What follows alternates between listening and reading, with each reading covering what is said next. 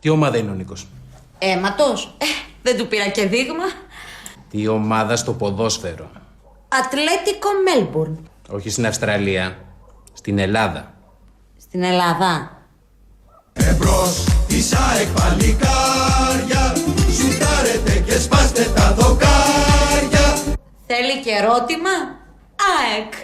Ορίστε, και αυτό το ξέρει. Δεν είναι και δύσκολο. Όλο το δωμάτιο του πάνω είναι κυτρινόμαυρο. Και ποιος είναι ο αγαπημένος του ποδοσφαιριστής?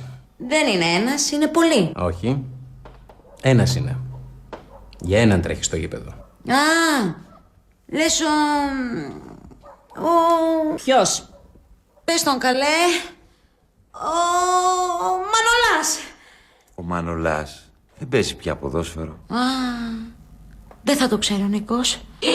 Μην του το πούμε του παιδιού και στενοχωρηθεί. Ρε μάνα, σταμάτα και εσύ τις κοτσάνες.